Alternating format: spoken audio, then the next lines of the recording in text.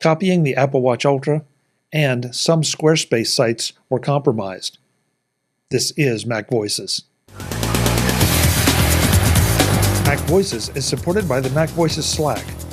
Discussions, questions, and answers, and a place to talk tech with your friends.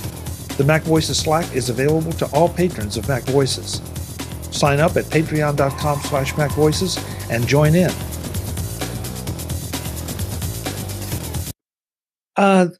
This one, I've seen this written up a couple places, and I went and looked, and yeah, this is kind of crazy. The most shameless copy of an Apple product in ages. Samsung Galaxy Watch Ultra slammed over copycat design. Does Samsung, I mean, if you look at the picture in the article I threw in, does Samsung ever make anything original? No. I mean, they copied everything they could possibly copy, right down to the orange band. It's a little off. Isn't that what they say about Android, though? I'm looking at this picture. I mean, they're both watches. They're different. Yeah. The band is similar. That's it. Oh. Similar design, a little off color.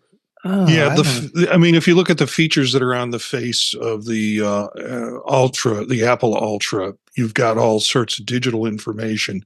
You look at the face they choose for the Samsung, you got the time. Yeah, I don't see them being similar at all, other than the band. And I can buy one of those bands on Amazon for $10 right now. And why would they pick such an ugly color too? I mean, if you're going to copy something, don't go ugly. Well, I guess I'm looking at the button arrangement is close. The little orange band on both of the crowns is close, if not exact.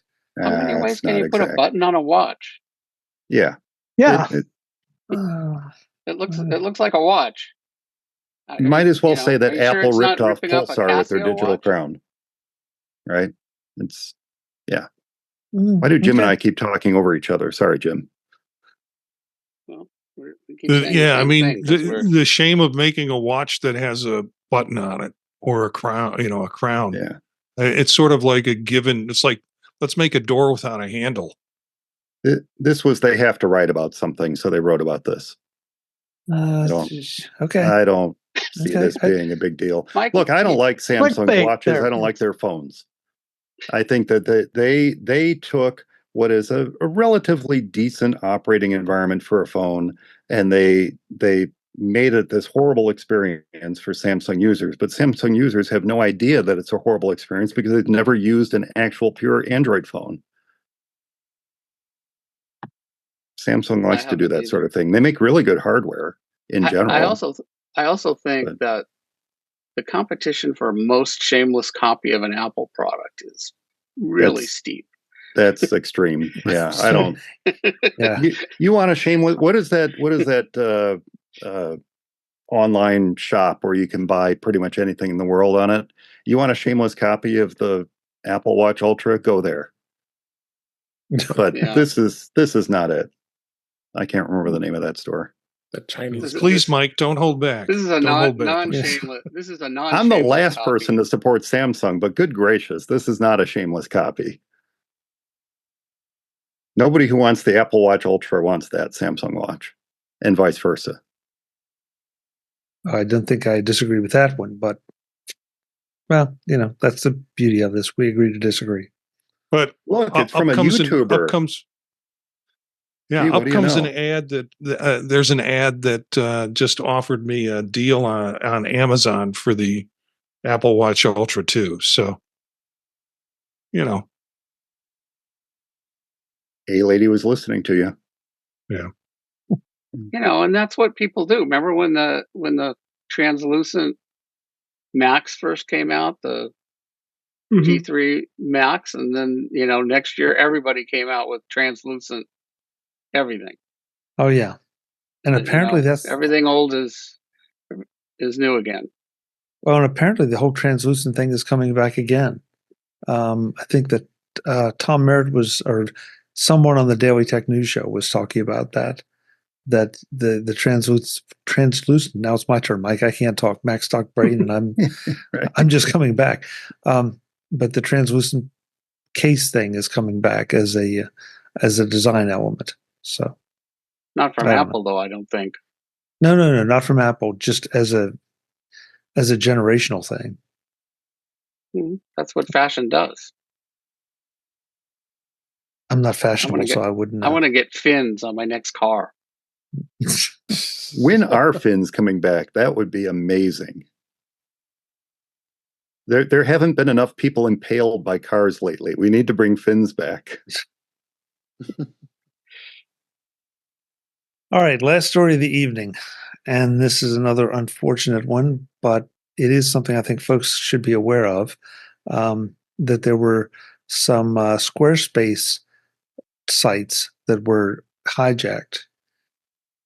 That if you have a Squarespace site, you may want to look into this. Now, to be fair, it's not a lot of sites, and it looks like there were some very specific features or aspects to those sites, but it is something that you need to be aware of. Just if you have a Squarespace site, I do have a Squarespace site that has nothing to do with MacVoices, and I did not receive any notifications from anything on this. So I don't know if they're sending anything out or not yet. But if you have a Squarespace site, just be aware of this. Other than that, Squarespace is a great service, and I've used them a number of times, and I have nothing but good things to say about them. It looks like this is just maybe a slight security failure that happily was not causing widespread problems, and they'll probably fix it and plug it up. Anybody else have?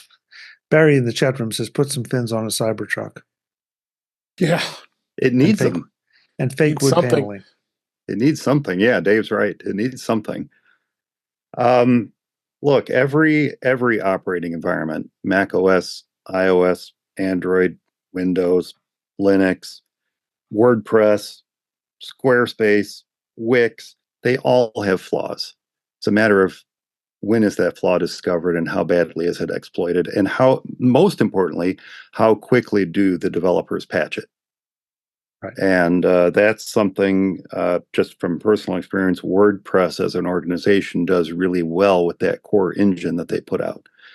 Most of the problems that you hear about with WordPress are with third-party extensions, what they call plugins.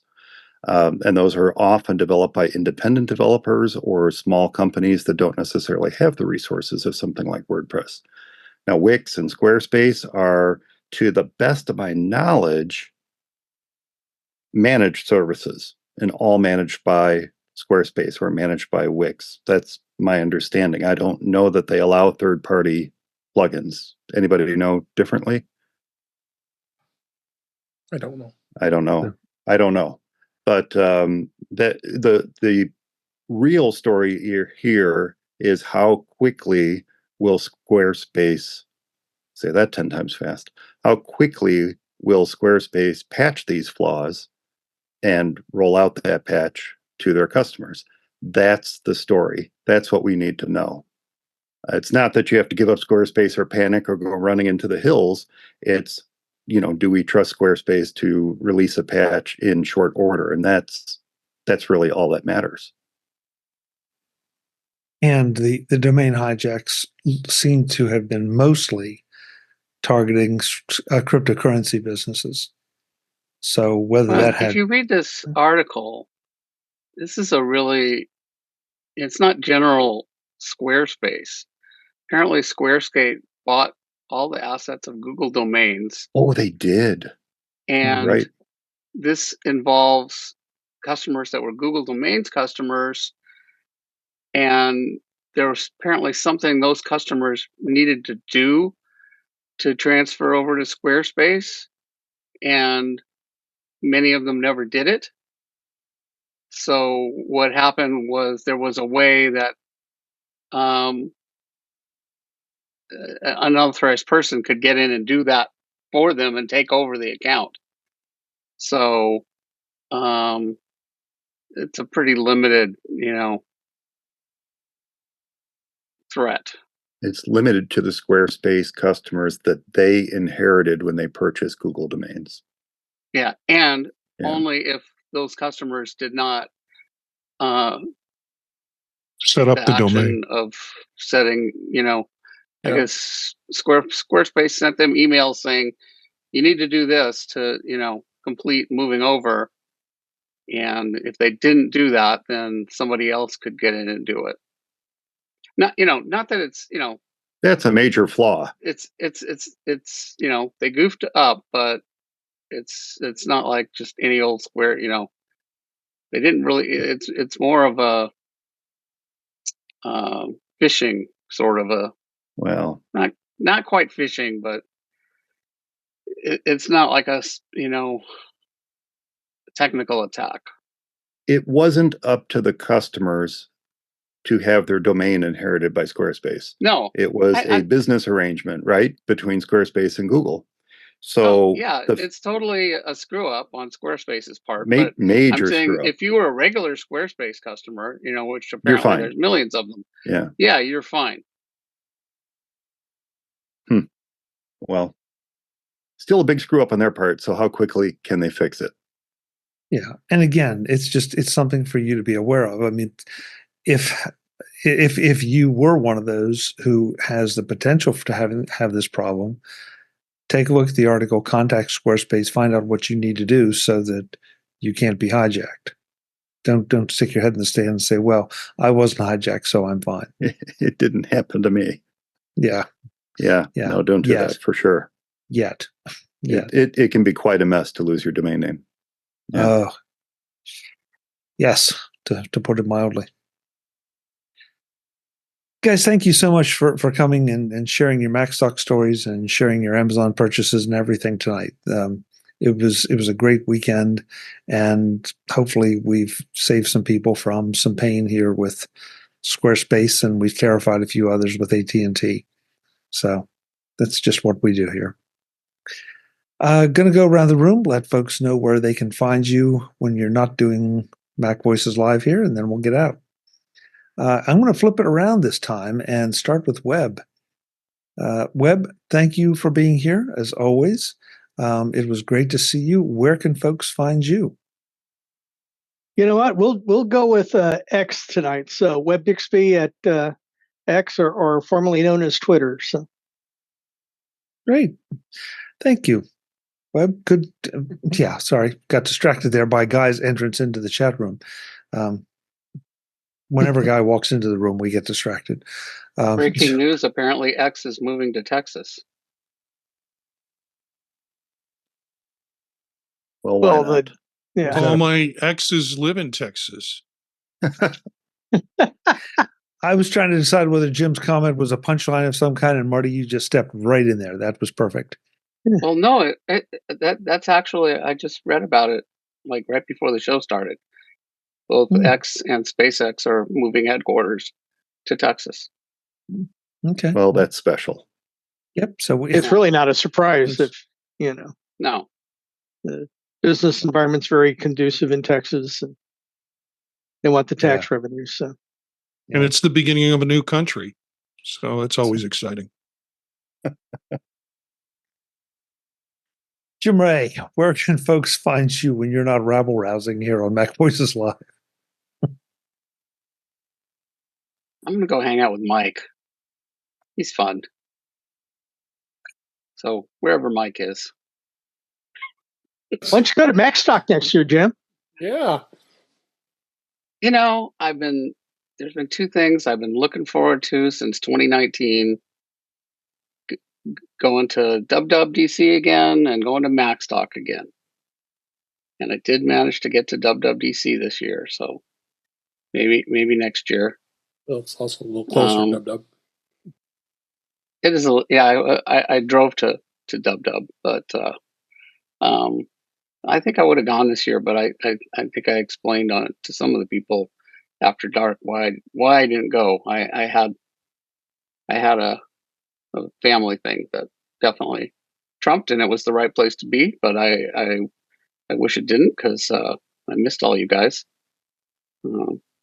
So yeah. Well, hopefully next year. Missed you. Yeah, we did. Definitely. Marty Jencius, thank you for being here tonight.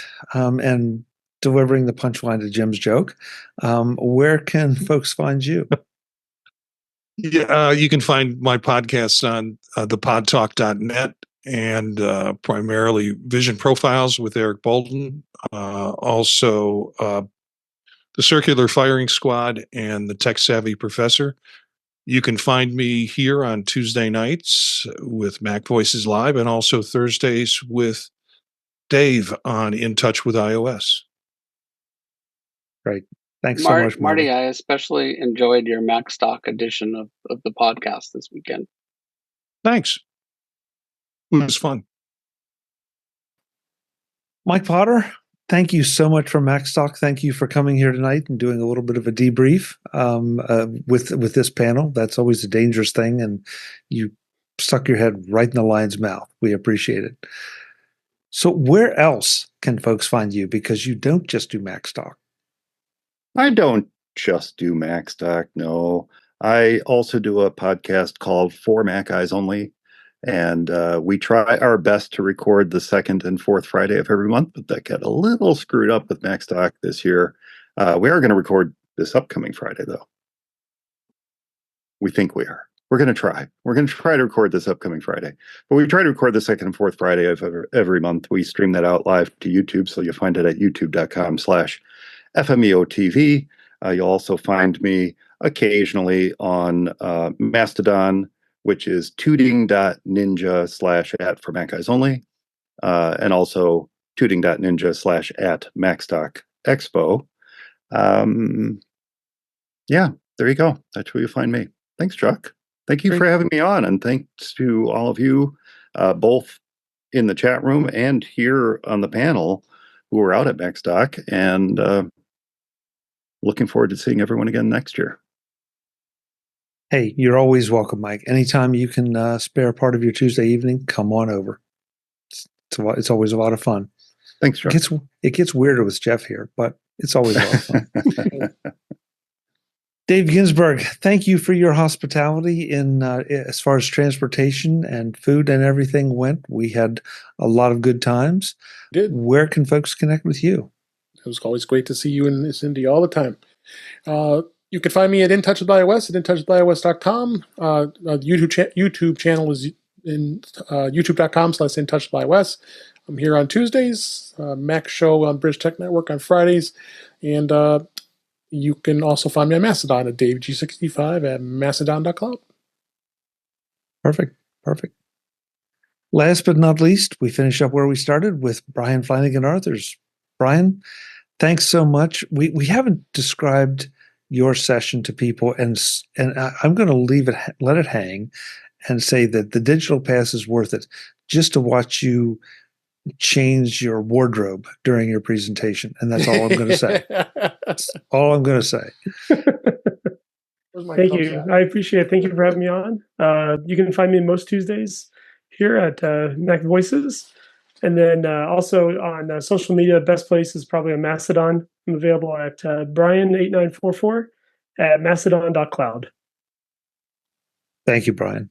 Thank you. Appreciate it.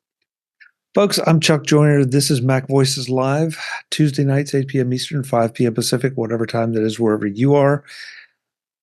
I want to thank the chat room. They've been commenting, going along, throwing in their thoughts. That's what it's all about here, is sharing the information. We will be back next week. Until then, and as always, thanks for watching. Visit MacVoices.com for show notes and to connect with Chuck on social media. Get involved in our Facebook group or like our Facebook page, and get more out of your Apple tech with Mac Voices Magazine, free on Flipboard and on the web. And if you find value in it all, consider supporting us through either our Patreon campaign at patreon.com/MacVoices, or by making a one-time donation via the PayPal link on our front page and in the show notes of each episode. You will join these fine people who help bring you Mac Voices.